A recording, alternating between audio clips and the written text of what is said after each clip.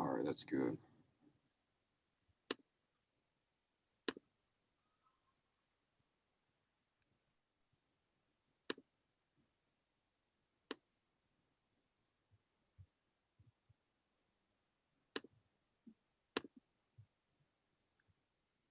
What's up, guys? Welcome into episode 9, the Checkerboard Check-In.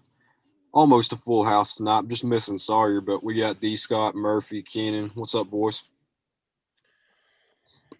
How you doing?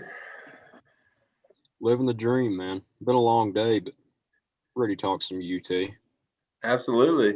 as most days. But kind of a slow week, kind of a quiet week, I think. I mean, not really coming off a coaching search. You can still have a decent week, but it's gonna feel pretty slow after that, just because you're not flight tracking. You're not. Who is this coach? We're going to get Hugh Freeze warning that I'm seeing on Twitter every 30 seconds. So it feels a little bit slower, but got Ty Simpson going to discuss that. Got his announcement coming up tomorrow after being pushed back a week. We'll get into that with our takes, predictions. Haven't really seen many crystal balls rolling in yet. We'll get into it. Got a couple, but pretty quiet announcements so far. Not many leaks, which is rare in today's internet culture, I think. We got that. We got the basketballs. I said it once, I'll say it again. It's every time we get on this show, we say something nice, then they have a sluggish game like last night. Then we dog them a little bit, then they win by 30. So I'm thinking, well, I'll get y'all's take later on in the episode. I'm thinking we just permanently dog them now. May not be the best TV, but if you permanently dog them, hey, you know what? National championships, good ratings, not a round of 32 exits. So that's my train of thinking on it. We'll dissect the win from last night. Not complaining too much. Never a bad thing to get a win over little brother. But we'll get into that. And, of course, the baseballs. Tony Vitello. Some call him the GOAT. Hide your kids, hide your wives, hide your mothers. He's coming for them. He's, like I've said, long been the best coach on UT's campus. Will be the entirety for when he's here. So, not really a hot take on my end. I love Tony Vitello, if you can't tell. But got them. They're off to a 5-0 start. Swept Georgia Southern. 2-game mini series over Arkansas Pine Bluff. Scored a combined 21 35 to 7. Is that right? Yeah. They scored 6 yesterday. Yeah, 35 to 7. And really you could say 35 to 1 because the 6 runs were walk-ons pitching after that. So, well, where do y'all want to start? I was going to save Ty Simpson, but if you want to go ahead and dive into that first, basketballs, I'll let y'all go tonight. I'm feeling open. I'll discuss anything. I'll go ahead and start with Ty. I think right now when you see the crystal balls coming in, there's not a lot of confidence in the predictions, and this is coming from Clemson and Alabama insiders who, you know, are supposed to be, you know, the most in tune with their recruiting classes. But I think right now the media is inclined to go with the front runners, go with the big names, just because they don't know. They don't know right now, and so I think that gives us as good a chance as any. The fact that we talked about this right before the show started, that Ole Miss is not a part of his Final Three, I think is huge, because if he's going to pick one out of the 2 best offenses supposedly out of his Final Four, then Ole Miss is out and we're in. So I think Heupel's offense should be very, very attractive to someone like Ty Simpson, who has a dual threat ability, and I think that is something that could push him over the edge in our favor when it's all said and done. Murphy, what you got? I feel like we've been talking about Ty for forever. When it comes to Ty Simpson, I listen a lot to Austin Price from VolQuest. He's been real close to this one, and he was saying that Clemson people are telling him that it's Alabama, and Alabama's telling him that Clemson's the favorite. So that to me tells me that nobody really knows what's going on with Ty, and I think that's how it should be. We talked about it a couple of weeks ago about the crystal balls and how things get ruined, and you start to figure out where guys are going to go a day before, the day of, or whatever. And you don't see that with Ty. Like you said, we had a couple come in, but I'm not putting a whole lot of I guess I'm not putting a lot of thought into those because they're from Alabama people that decided to pop crystal balls yesterday. So you look at Steve Wiltfong, he's the expert on it. He has a confidence of 1 to Clemson. So that preaches nobody knows what's going on except for Ty and his family. The more I listen to people talk about this, the more it makes sense for Tennessee to come or to be the pick. I mean, he's doing it in front of Tennessee fans, in front of people that love the University of Tennessee, so it'll make all the sense in the world. I agree. I think Ole Miss being out of it is a big thing because I think you, Taylor, mentioned it last week that Ole Miss makes more sense than Alabama would, and I tend to agree now after going back and thinking about it and looking at the different styles of offense and everything. I think Ole Miss would have made more sense as a fit necessarily than Alabama. Obviously, Alabama is who they are, and they're going to draw attention from every top prospect in the country. But I don't know. We'll find out tomorrow. Hopefully we don't get to 10, 11 o'clock before the announcement and those crystal balls start flying in. And because I think that just takes the fun out of it. I don't know about you guys, but I enjoy tuning into commitment videos, or announcements, not knowing where the kid's going to go, not knowing what hat's going to come up off the table. So if you already know that a hat with a T or a paw print is going to come up, that ruins it for me. So, and it ruins it for the kid, honestly, because that's his moment. So right, we'll see, man. I don't know. I like Tennessee's chances though, but I wouldn't be surprised if it's Clemson or even Alabama. I don't know.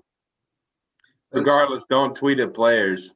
Yeah, we say it every episode. It still holds true. Yeah, I mean I agree. I mean with Murphy there, I think it comes down to a fine line between reporting what you know and taking the wind out of it. Like I understand you're labeled as an insider, and that's what you get paid to do is break news like that. But that's just I think somebody started that one day, and everybody just kind of followed suit without asking, like, is it really necessary to do that? Because a lot of times stuff like that, I know you said before, Murphy, it'll break like the night before or something like that. Even that I can understand more than an hour before it's supposed to happen, because you could have just waited another hour. Yeah, you just want to break the story at that point. Yeah, if you're so worried about it being the first one to break it, then I think your priorities are kind of wrong there, because you could go ahead. I mean, we know people do it. I've done it before. You go ahead and write the article if you're pretty confident about it, or if say it is Alabama, Clemson, Tennessee, you're down to 3. Write the same article and just kind of what am I looking for? Word search, like just kind of fill in the blanks as you go. Fill in the blanks. I don't know where I came up with word search. That's the wandering brain that's inside of me there. But I mean, it just, I don't know. I guess what I'm saying, I understand you're paid to do that job, and it is probably a cool job to do that. But the ones where it comes down to the kid's about to announce anyway, just make it a contest of who can hit the publish button the fastest. Then, like, if you're really wanting to test your skills, just have it ready to go. When you hear that first syllable come out of his mouth, hit it then, because as we've seen, it all breaks the same time anyway. When he first announces it, within 10 seconds you get on Twitter and you've already got people not bashing any sites, because I understand, but you've already got 24/7 Sports, Rivals, and Rocky Top Insider. Normally you'll scroll and you'll see those 3 in some order that have already posted in some way. So D. Scott, I'll go to you next. But yeah, that was a good point I wanted to elaborate on. Yeah, I mean, I think y'all pretty much summed it up. I don't think any of us really know at this point. I think we could make a pretty good push for him, especially the more that develops from Heupel, and how he's going to run his offense and what kind of coach he's going to be. Yeah, I mean, we're just going to have to wait and see. But yeah, no, I do agree. I think it does kind of ruin it when everybody starts tweeting the crystal balls and like y'all said, try to be the first guy. And I mean, I understand it's their job, but yeah, I mean, it does take some of the excitement out of it. Just it's like, oh well, he said it, so I already kind of knew, So we'll see. We'll see how it pans out. Yeah, I agree. Just let the kid have his moment. Exactly. We all deserve that, and whether he puts a Alabama A or Clemson orange or whatever, let him have his moment. Yeah. And one thing with this recruitment, though, I don't think it's over with if he doesn't pick Tennessee tomorrow. I really don't.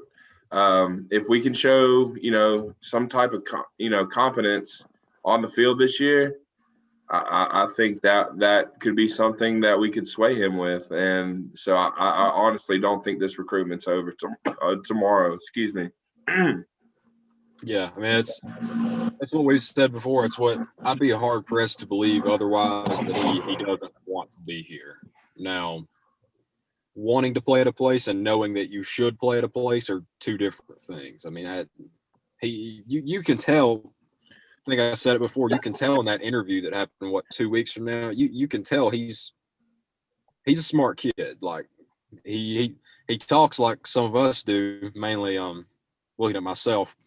Tennessee born and raised, man, Sawyer, with our accent, yes, but I mean, you could tell the kid's not dumb. I mean, he handles himself very well with the media already. I mean, that's not surprising with his dad being a college coach already. So that he's already had the good training. He's learned what you're supposed to say. I mean, to make it sound good, but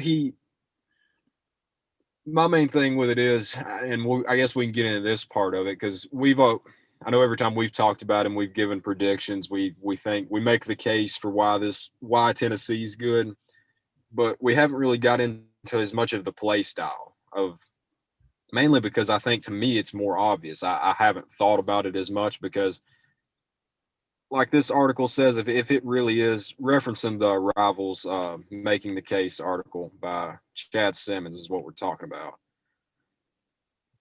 If it truly is down to Tennessee, Alabama, and Clemson, or as I thought, Ole Miss, Texas A&M rounds out his list. If it truly is down to those three schools, how is it not Tennessee? I understand, and I'll get y'all's take too, but just from a pure play style, throw out the home state ties, throw out the success or the failures on our part in the programs. Just looking at a pure play style, I don't know how it's not us. Now, whoever wants to go first, y'all can elaborate on that, but I feel like we haven't gotten into as much of the why it makes sense in formations, in play style, on the field. And I think a lot of that too is because we don't know what it's going to look like.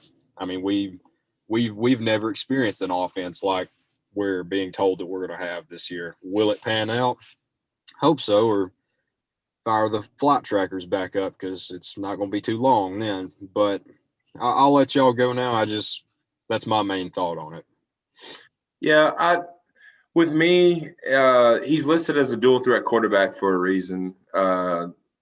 He's got mobility. He's not a Harrison Bailey who's a pure pocket passer. He's someone who can break down a defense. And when you were saying being honest with ourselves, I was thinking of Trevor Lawrence running through Ohio State's defense, or they also have shown a proficiency to be able to develop a dual threat quarterback, and DJ Ugalele is the next in that progression. But that, like you said though, based off just pure play style, it makes me think it's down to Tennessee and Clemson because those are the two that, share this, same type of vision for their quarterbacks. And I'm just hoping that hometown, and once, if it's a big if we can get Simpson on board, you welcome the Walter Nolans and all the other top recruits in the state this year into the class, because I think that's just a surefire starter for this class. If you can pull a Ty Simpson, I think he is the absolute centerpiece that you need for this class. So. Yeah, I agree with what you said about Tennessee and Clemson, because you think about Alabama's offense and their, what's their trademark these last few years? That big running back that's going to get the ball, 20 to 30 times. Quarterback's going to throw the ball a little bit, but, I guess, would you call Tua a dual threat quarterback? I wouldn't necessarily. I mean, he had the ability to get out of the pocket, so did Hurts, but they didn't really run an offense personally that would allow a dual threat to have a ton of success. Now, obviously, you get a kid like Ty Simpson, you might adapt more to that. But speaking off of what we know from the three teams, and again, Tennessee's a big if because we don't know what that's going to look like. Yeah, Clemson and Tennessee make the most sense to me fit-wise. You mentioned Trevor Lawrence. That was the first thing that popped in my head too, is watching him, drop back, roll around, show off his athleticism, have plays that are drawn up for him to run, and have that option to hand off or keep it himself. It would make sense for him to go there on a fit point of view, but Tennessee also is a fit. And again, it plays against them because we don't know what this is going to look like with Josh Heupel leading the offense. But maybe the draw to Tennessee because he wants to be here. That's where his heart is. Maybe that's enough. Maybe he's more of a guy that thinks logically. I don't know. It just comes down to how he thinks as a person. But yeah, I agree that I think Tennessee, Clemson fit wise make the most sense. Now, which one can you make the case for that fits the best? I don't know. Cause then you're getting down to details that, we don't know what Tennessee is going to look like. I think that's the main thing there, that you can't really distinguish either of the two.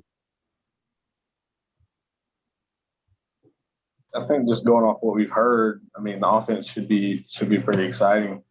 I know we heard in press conference a couple weeks ago, they're going to show the quarterbacks what to do and then just let them drop back and sling it. Now I'm a lineman, so I never got to touch the ball. But if I were a quarterback, I mean, that sounds pretty good to me, especially coming into a program where everybody's starting from square one. You're establishing a new program. And then, quotes like that kind of show me that, hey, it's okay. It's okay to make mistakes. We're going to fix it. We're going to learn together. I think tough love from a coach is fine every once in a while. But at the same time, working together kind of creates that culture, that trust.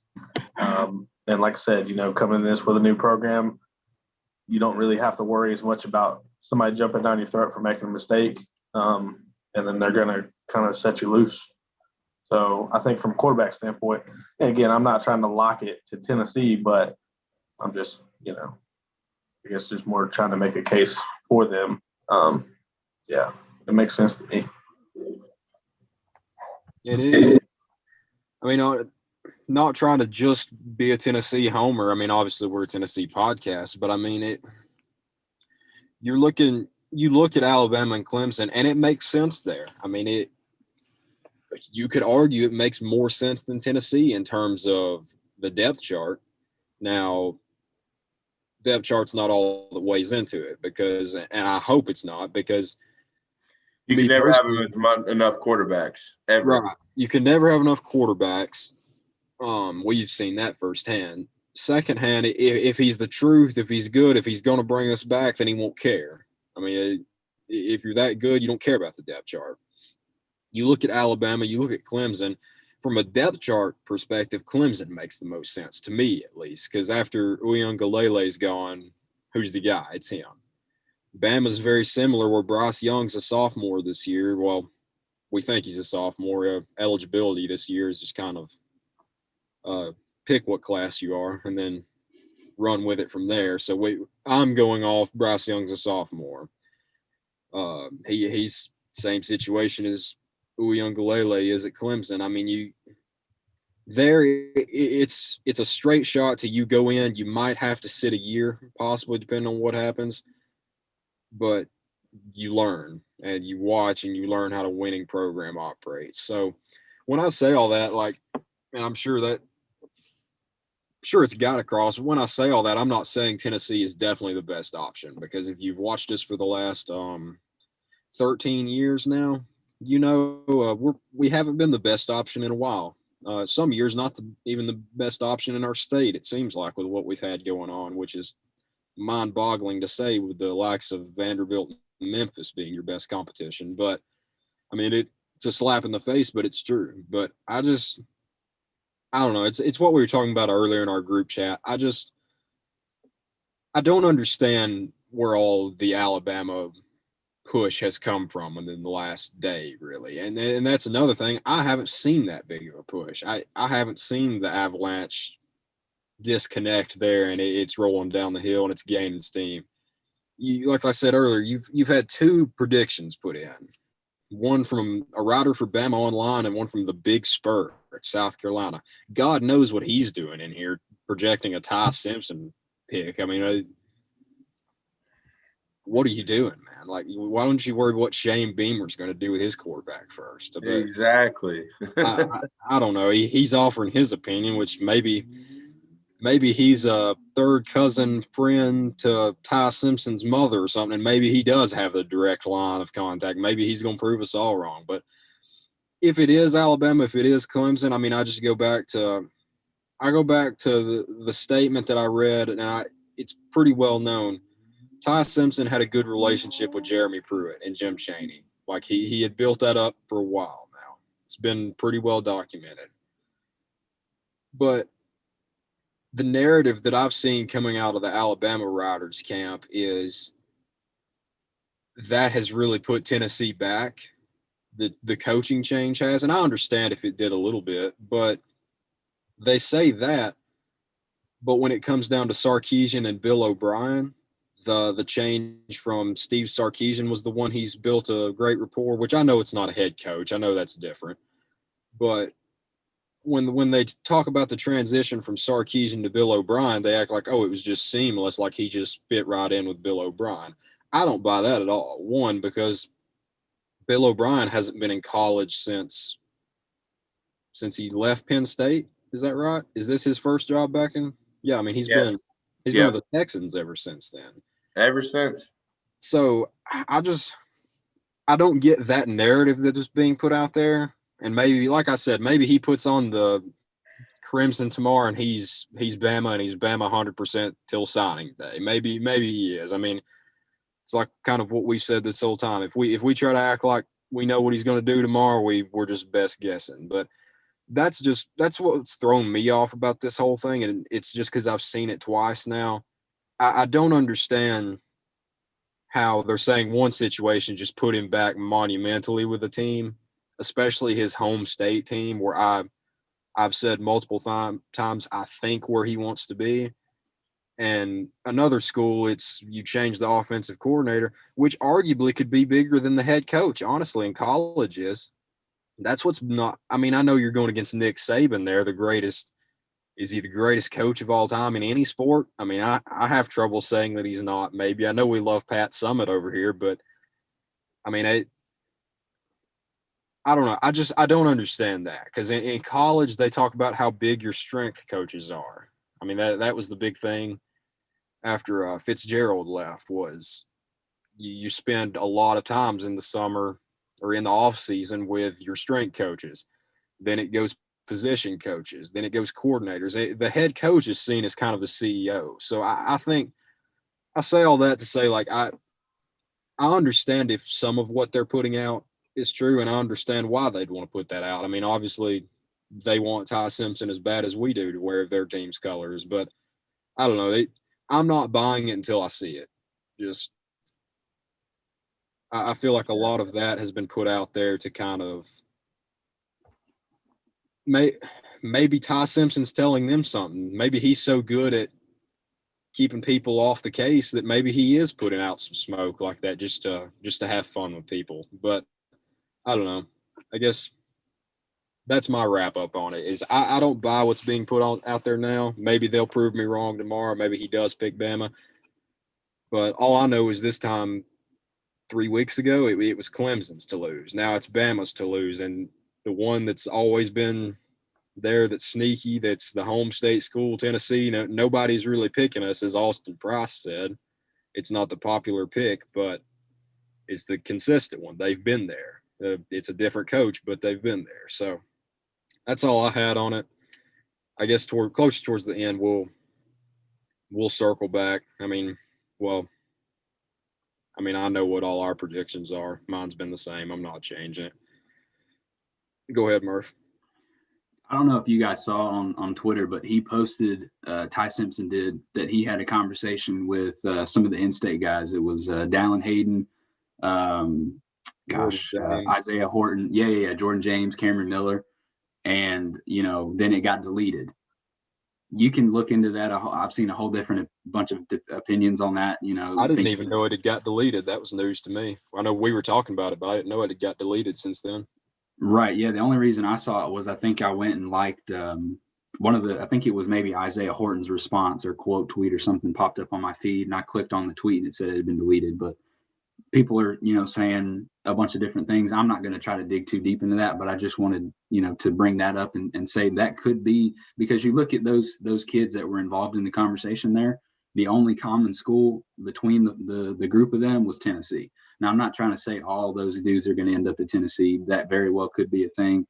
But it kind of speaks to what we talked about before, that you land a guy like Ty Simpson tomorrow, that helps you with this in-state class. Now, I've heard Walter Nolan mentioned before. I personally think Walter Nolan's not going to come to Tennessee, but that's a discussion for a different day.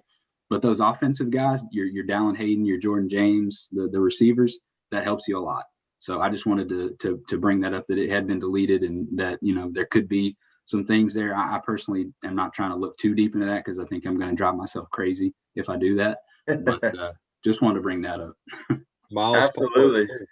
Miles, yeah, no, I think you could create, maybe some type of avalanche with Ty Simpson if he does commit to us tomorrow. I think that, the offensive side of the ball is looking very attractive right now. And, regardless of how they produce, their past record speaks for themselves. They put up points, they put up yards, and they put up records. So, it's something that's very attractive for an offensive player. And I absolutely agree with Murphy. I think it's a selling point. And what we need, absolutely what we need. It's a complete contrast to what we had the last couple of years. Nobody wants to score 20 points a game and lose, So I think it's absolutely what we need, and we'll see. One thing that's not being mentioned enough that I've thought of since this whole thing, since Ty Simpson's really been started, but you see it all over too. How about high school football in Tennessee? It's over the last few years. I think most of it has to do with the influx of people to Nashville and Nashville growing as much as it's been here lately. But Tennessee is no longer just Memphis when it comes to athletes. Like, you've got Memphis, you've got Knoxville with Knoxville's more private schools, Knox Catholic, stuff like that. But right here in Murfreesboro, I'm 20 minutes right now from Oakland High School. You've got Jordan James there. You've got Isaiah Horton there. Ravenwood, where Miles Pollard's from. The mid-state over the last couple of years, Tennessee's not on the level of Georgia, Florida, Texas, California, and they'll never be to that point just because, one, bigger states. Two, you know what goes down in Texas. High school football is a main religion down there. Yeah, it's just it's what it is. It's what Florida is. Florida's just so big. It's got so many big cities in it like that. But Tennessee, that's the one thing that stuck out. I'm with Murphy. I don't think we get Walter Nolan at all. I think Walter Nolan he's probably headed somewhere where he's going to win a natty in 3 years and go to the NFL. no hard feelings to him, but I don't buy at all that we're anywhere even in the mix right now with Walter Nolan. But And I think it's because of the side of the state he's on. If he was a Nashville product or not even an East Tennessee product, we might have a better shot at him. But just being a Memphis product right now with our transition, I agree with y'all. and not to put our noses up and say we don't need him, but we got a lot more needs right now than what Walter Nolan would be on this team, just being honest. I mean, if it's an offensive-centric team, then you don't have to be in on a 5-star linebacker, a 5-star corner, 5-star defensive tackle, or D end every year. If we're an offensive team, I want 5 stars on offense. I want high 4 stars. If we're worrying about stars and where this dude's ranked in, then get him on offense. Defense, I mean, we'll do what we can. We'll put out there who we have to, whatever their rating was, whatever number player they were in this state. We'll put them out there. Just get us a couple stops a game, because if our offense is humming, like we said before, it's not going to matter much. And the way football is going, it's not going to matter much. So, I mean, yeah, I agree. I think a domino effect could start. I don't think you'd see anything like what happened earlier this spring where it's one guy right after another. I think most of these players, I would say, are probably going to take their time, just especially if they've got Tennessee as a top school, because they want to see what's going to happen. And Ty Simpson's just going at it with a different approach, because like we've said, wherever he commits to tomorrow, it's not over. It's not. I'll be happy if he picks Tennessee tomorrow, but it's not over, because if Tennessee doesn't show anything that makes him excited, he's gone. Yeah, and that's the whole thing. Like, we haven't had a chance to see what this new offense looks like, and I think we're all waiting for that, including Ty Simpson. So if it shows competence, if it shows that it can put up, 40-plus points a game in the SEC, then that's something that's very attractive to him. So that's where I stand. Do you think if he goes Clemson or Alabama that they should take an approach in recruiting where they go after Simpson and Sam Horn? We haven't talked a whole lot about Sam Horn out of Georgia yet, but very well documented he's interested in Tennessee as well. And I heard a couple different people talking about the situation, and somebody, I can't remember who it was, but said they would, if Simpson goes elsewhere, they would close that door and go all in on Sam Horn, instead of trying to, communicate with either guy saying, oh, you're the guy. Oh, but we also think you're the guy. So I don't know how you kind of balance that recruiting situation. I don't think you close the door regardless of, which quarterback, you think you may get. I think you leave your options open, and that's the best approach to take. Sam Horn is a very, talented quarterback. He's a very talented quarterback. And, he's not a consolation prize. He's a good quarterback.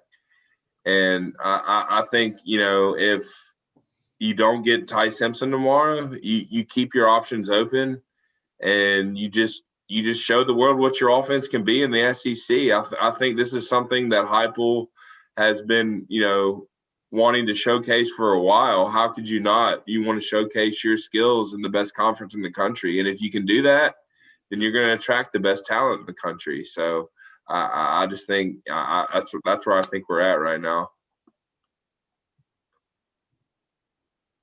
D. Scott, if you got anything on that, I'll let you go first before I give mine.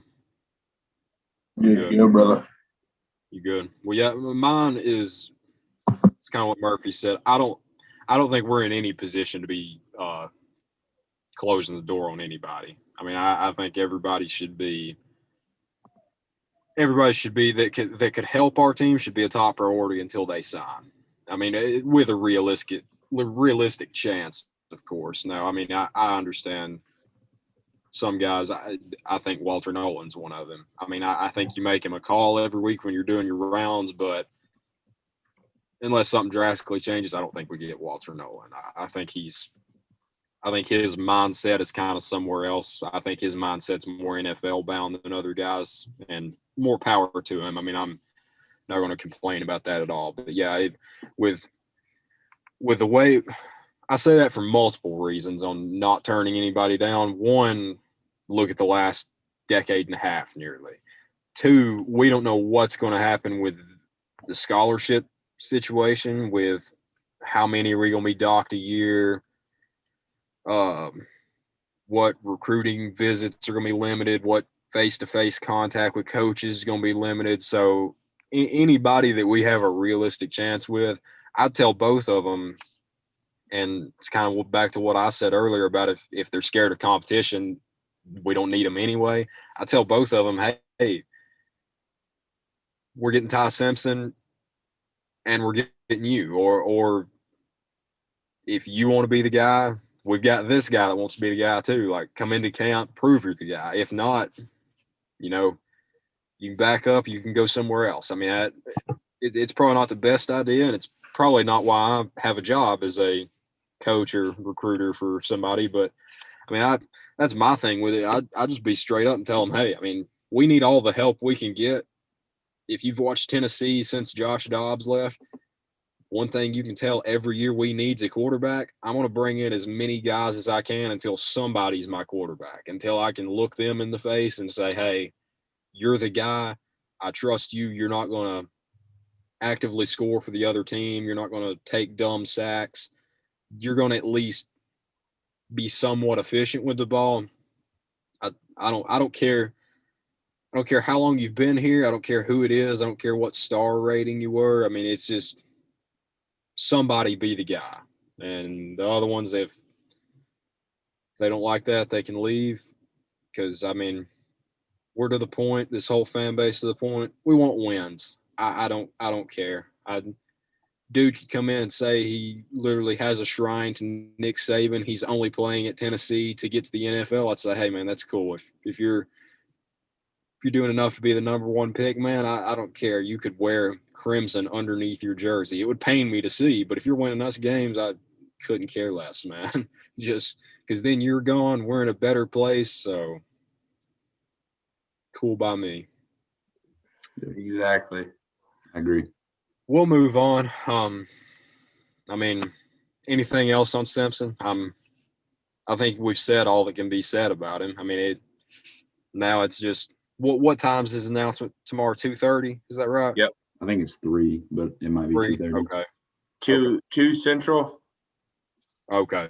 Oh, so 3 for me. Duh, that's why. Somewhere between the hours of 2 and 3 tomorrow, somewhere in that area. Yeah. But it's on CBS Sports, I think, where it's being streamed. Their link on their website. So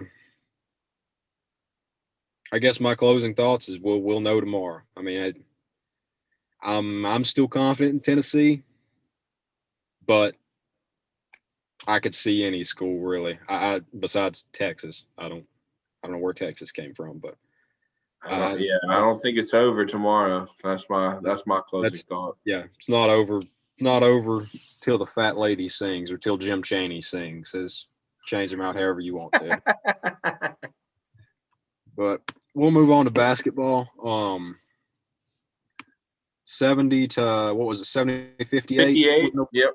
Yeah, went over Vanderbilt last night. Mentioned it before the show, mentioned at the start of the show. Every time we talk about this team, they do the exact polar opposite of what we give them credit for, what we dog them for. I mean, Springer had a good night. Victor Bailey had a good night. Those were your two main bright spots. My boy Keon had a rough game, only 6 points. I think he had just as many turnovers. But God, I love him. He's playing so bad like that. He had so many, just a couple of the fouls were very borderline. But that's what you get when you go play Vanderbilt at 8 p.m.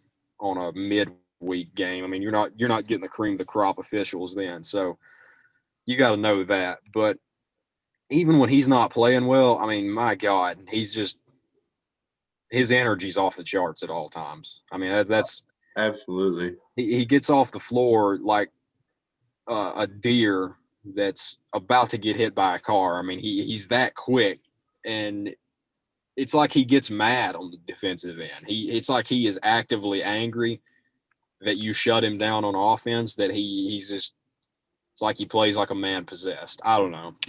I don't really have many thoughts on the game. I wasn't going to spend too long on basketball. I'll let y'all get your thoughts in. But, I mean, this team is either going to – I see three things.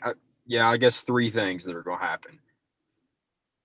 They're either going to get hot right before the tournament. They're never going to get hot, and it's going to be more of the same. Or they might make a run to the Sweet 16. I could very well see them losing with our games right now where it's one good one, one bad one, one good one, one bad one.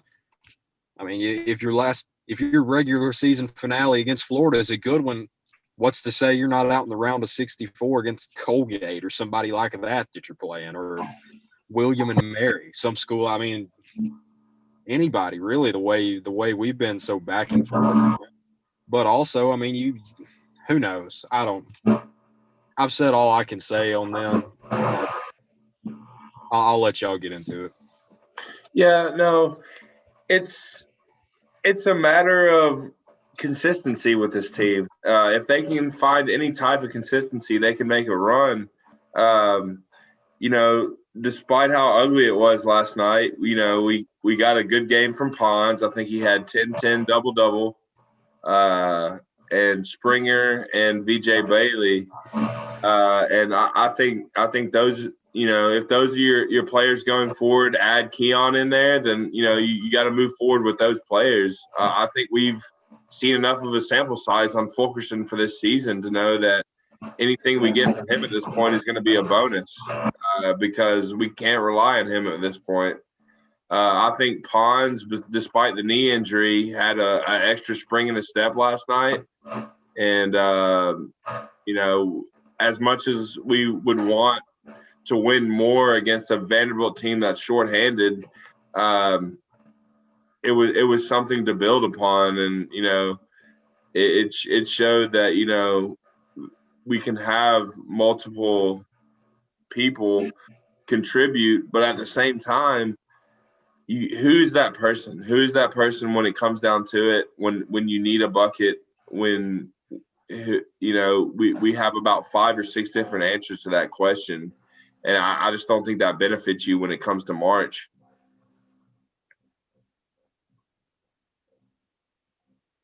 Any other differing thoughts that we haven't stated before? Nothing.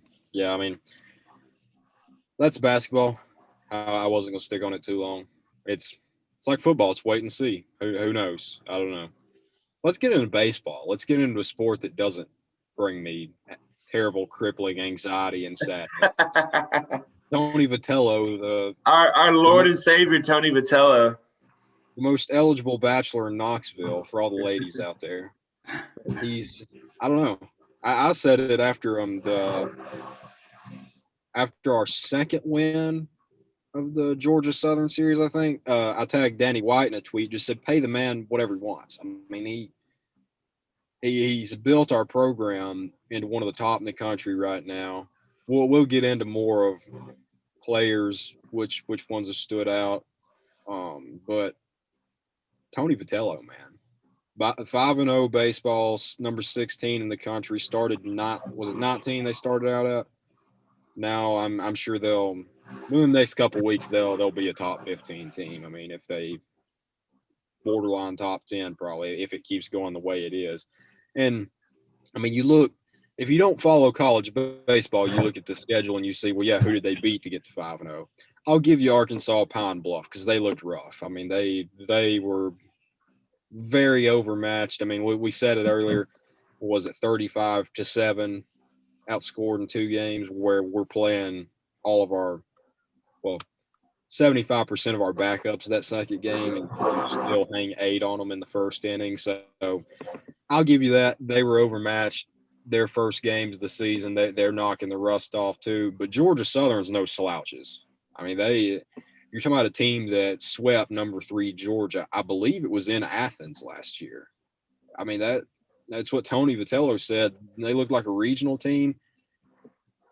and we had 3 quality wins, but it was nothing like where we just went out and dominated the whole time. I think we were the better team in all 3 games, but that team's going to make some noise this year, especially. I think they've gotten kind of the short end of the stick the last couple years with I know they're in the same division, same conference as Coastal Carolina was. I mean, they won the World Series a couple years ago. I mean, Coastal Carolina was number 1 in the country then at the end of the year when it matters. So I'd say you'll hear a lot of noise out of Georgia Southern this year. A little bit cocky between the 2 teams. Almost had a couple brawls, which we need more of. I'd have a brawl every game if we could, chucking some knucks with every team. That's what I love about this team. They don't take any crap from anybody. I think they model after their head coach. So exactly. I think this team has an identity. It has it's a long ball, opportunistic hitting team, but especially with the deep ball. I think we're 6th in the country right now in home runs. It's something that I know Tony Vitello, wants in a team, and between Beck, Liam Spence, Rucker, Lipschitz, Ferguson, Pavoloni, you have your identity with your hitting right there. I just think it all comes down to your pitching, starting through the bullpen. If you can get Heflin, Rackers, McLaughlin, Chad Dallas, if you can get those guys, rolling, I think this team can make a run. But we all know it all comes down to the SEC play.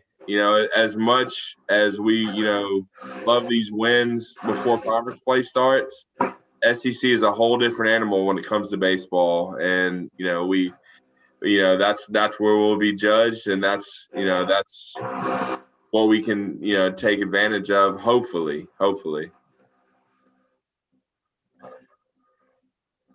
Yeah, I agree. I mean, this team is so deep. That's the thing. You watch this team and they rotate guys in and out every single inning. I mean, you don't have the same defensive lineup from one inning to another. They're so deep, offensively, defensively. You hit it on the head. They have their identity, and that's one thing that's been lacking from other Tennessee teams is lack of identity. This team knows who they are. They know what they're good at. They know how to win games. I think that's the key for me that stood out in the Georgia Southern series. We talked about it.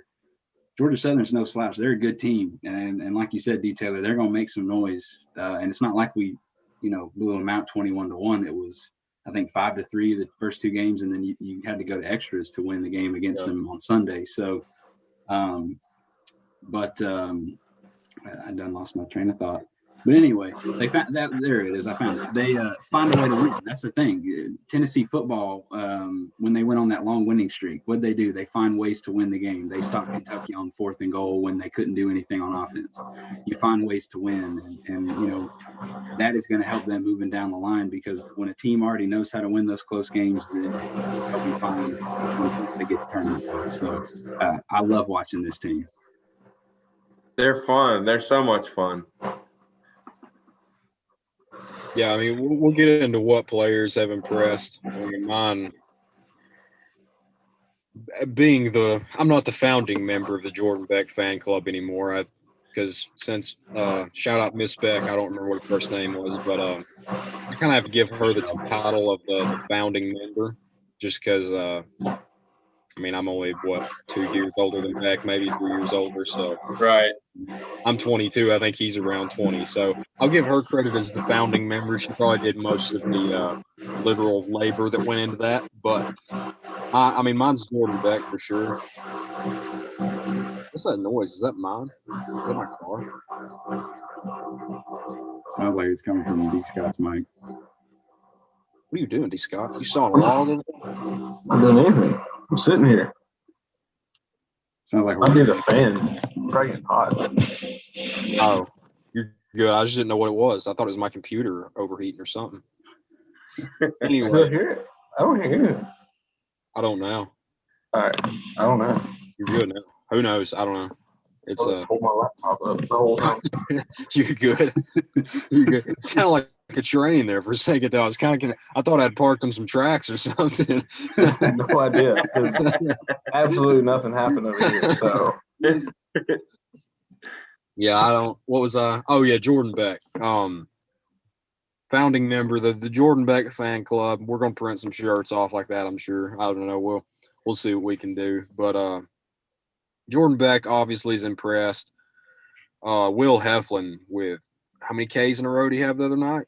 I mean, he wound up with 8 total. Was it 6? 6 he got in a Yeah, row? 6. Yeah, I mean, and he, for somebody that hasn't pitched in 2 years, he looked filthy. I mean, he was in total command. Drew Gilbert on both sides at the plate, on the mound. I mean, he for a 5'9" dude, that kid plays like he's 7 foot tall. I mean, he was the one that kind of, I don't want to say started the kind of drama in the Georgia Southern series, because I mean he just hit a bomb. I mean, he kind of comes back to, I'll give my thoughts on it. It's the old men yelling at the clouds when somebody hits a bomb like that and pimps it a little bit. First, they haven't played in a year. They had their season shut down. They were told like they have to stay. I'm sure if they're like football and basketball, they have to stay in all the time. They're not going out. They're not getting to be college students. They're I don't want to say they're in prison because that's a very wild jump to make there. But I mean, kind of in lockdown mode. I mean, and you're mad that a guy, and I didn't even think, I mean, he kind of held his bat up at the top of his swing. I mean, I've seen Jose Batista throw a bat nearly back of the dugout after he'd have bombed. Loved every second of it. But Georgia Southern's acting like they're the almighty there when they act like they don't want any drama and that's beneath them.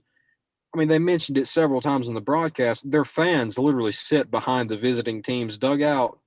That's not for fun. Like they don't do that just because they like those seats the best. I mean, I'm not dumb. You're not playing me with that right there. They know what they're doing there. If you think they went through a whole weekend series of not chirping any Tennessee players when you're sitting 2 rows, maybe 15 feet behind them there, you're insane then. So, I mean, I don't know.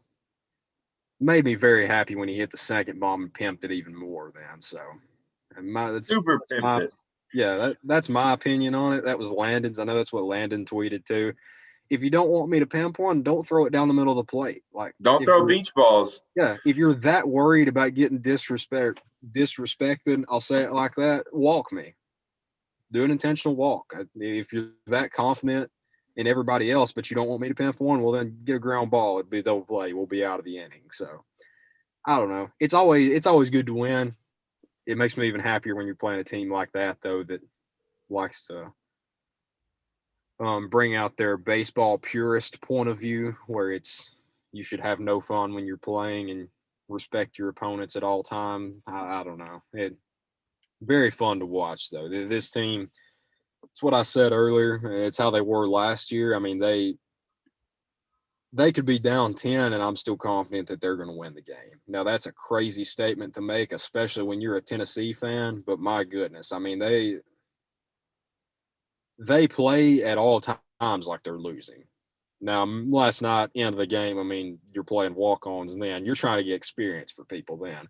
I'm talking in actual game-breaking scenarios in plays that matter. They play every play like it's their last one, and it's refreshing to see a Tennessee sports team do that and do it on a consistent basis. And you know a program's built right when they're doing that on a consistent basis, because they did it. Really, they've done it since Vitello's been here. Since the moment he stepped on campus, it's like I said earlier, they've taken on the personality of their coach, which is really good to see. Second off, it helps when you're good. They've got a lot of good players on the team. Third, can you do that consistently? Because we've seen it, like Murphy said, we've seen it with football. We've seen it with basketball. Basketball is, how highly were we ranked earlier this year? Top 10 for sure. Yeah, I know we were floating around 8, something like that. I don't even remember now. That feels like a decade ago that we were floating in the top 10 in basketball just this year. But I don't know. It's refreshing to see a team play like that, and they'll play like that because that's their identity. It's not a couple games there. It's how they play. It's how the team's built. So that's my main takeaway with it. You're going to see a lot of wins this year.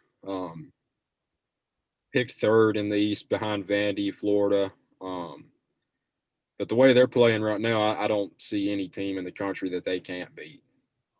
We'll see if they're going to have the just overall top end potential that team did last year, because that was a special team. I mean, that was going to be one of the teams that you get at a place like Vandy. You get it every year, but Vandy baseball, that Alabama football, it goes hand in hand there. Patriots, so you expect that there.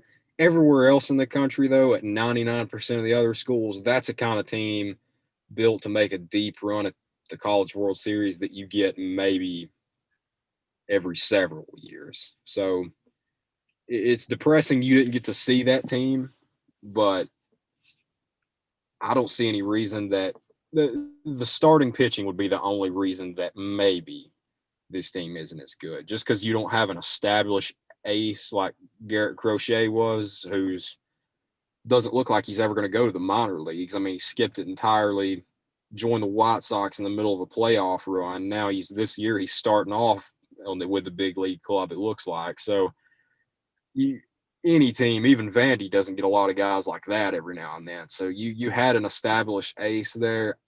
I was very impressed with the pitching, though, through these first 5 games. I was a little worried if it would take a while for them to hit their stride, but I think Chad Dallas is an established guy that's going to be starting every weekend. Jackson Leith, I think, is one that's going to see a lot of action too. That third starter, I don't know. If you want to go by a committee look, I think that's good. You could get arms in with guys like Heflin, then Elijah Pleasance. So there's a lot of options there. But I think Jackson Leith might have, in my opinion, and I'll get y'all's too, I think Jackson Leith, in my opinion, has the most ace potential on this team. But y'all may have a different pick, so I'll see who y'all are talking about. I think Leith gives you – I think Vitello called him their swing guy. He's a guy that could start. He's a guy that can come out of the pen, close the game out if you need him to. He can do anything you need him on the pitching staff. So I agree. I think he's got the most ace potential, if you want to call it that. I was impressed with Dallas against Georgia Southern. Took the no-hitter into the 7th inning, gave him a chance to win. You know, obviously, if it's later in the year, you might want to see Dallas try to finish that off. But he gave it up when he was in the game. That's right. I was mistaken. But I thought Dallas did well. Tidwell impressed me on Saturday. It was pretty clear that he was nervous. I think it was you, D. Taylor, that mentioned that in our group chat. He was kind of working pretty quickly and looked a little nervous, but he impressed me with his stuff. And then Elijah Pleasance on Sunday, again, all 3 guys against Georgia Southern gave him an opportunity to win the ball game. So you've got options. I do like the by committee approach to the 3rd slot on the weekend series. I think that would probably benefit Tennessee moving forward until you find that established guy. But yeah, if you go Dallas Leith or Leith Dallas for Friday, Saturday, and then try to figure out that 3rd game just by, throwing a bunch of different guys in there and trying to figure out who you have, I think that's a decent way to go about it. Either one of y'all got anything? I know me and Murphy are the main baseball guys. D. Scott. Well, no, I forgot D. Scott's in this chat. The baseball legend D. Scott. I mean, I'm definitely more of just a casual baseball fan. I enjoy baseball, but football's always been my thing. And I was some absolute garbage at baseball growing up because I would get pissed off because I'd get hit or I'd strike out. And then it was just over from there. So you crowd the plate, D. Scott? I enjoy it. I enjoy watching it and everything, but I'm definitely not quite as invested, like NFL and college. I know players' names and I can tell you stats and all that kind of stuff. But I think initially, I guess I can just do an overall. Initially, and I know y'all said Georgia State's not, a cakewalk. I thought that we should have beat them better than that for a team that's projected to be, 3rd in their division, in their conference. But then there is that good point. They haven't played in 12 months. They haven't played anybody other than their teammates in 12 months. So that's their first real competition. And they battled back from adversity and they swept the series. So, overall, you can't be upset with that. But I'm excited to, see the rest of the season and just become more baseball smart. Oh boy. Yeah, I'm excited. I don't know. I think Chad Dallas is probably your locked in Friday night guy, just because weekend series, 3-game series in baseball is weird because all of it really hinges on that first game, honestly. Because if you get the win, then maybe you save somebody like Leith for your Sunday game then, and you try to get a win in the rubber match with somebody that's maybe less experienced then. See if there's somebody. So you could see that on, because I know Crochet was, when he was here, was mainly going to be the Sunday guy. He was your guy that comes in that third day. Doesn't matter what happened the first 2 games because he's going to go in and shut everybody down that he faces. So it all kind of hinges on that first game. I know Dallas was the Friday night guy for majority of last year, for probably the maybe 4 or 5 Friday nights that they actually had then when the season was going on. And he's just steady. I feel like with Dallas, he's got the least potential for there to be a blow up, for him to just kind of fall apart.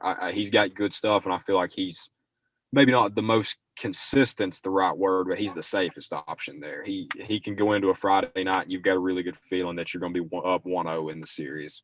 But like I said, Leith, as far as his just explosive stuff, I think he's got that most ace potential. But yeah, like Murphy said, there's guys all over the place. I thought Rackers looked really impressive the other day. I don't think he's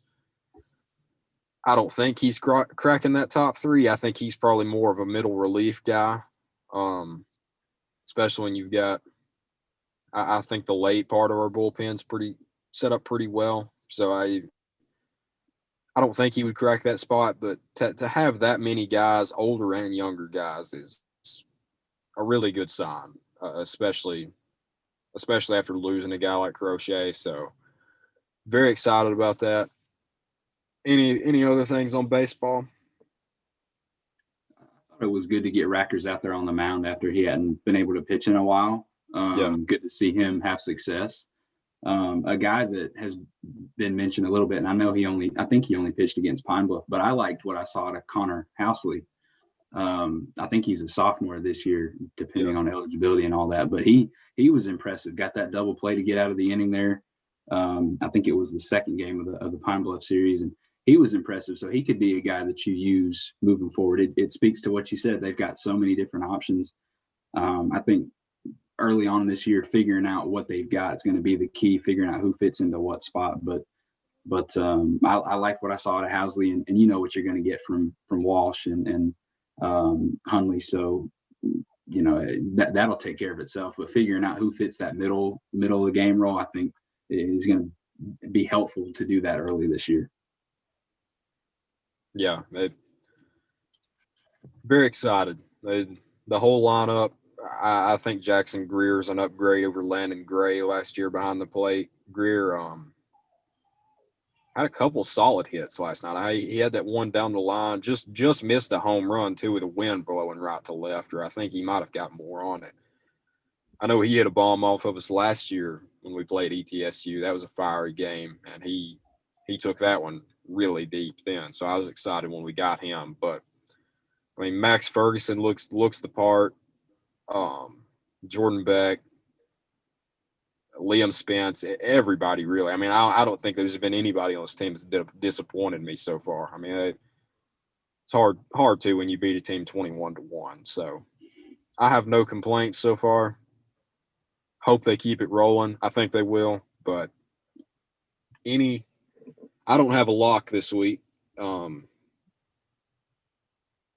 Not that I know of. I think ours for the last couple weeks has been Ty Simpson of Tennessee. We'll find out tomorrow. But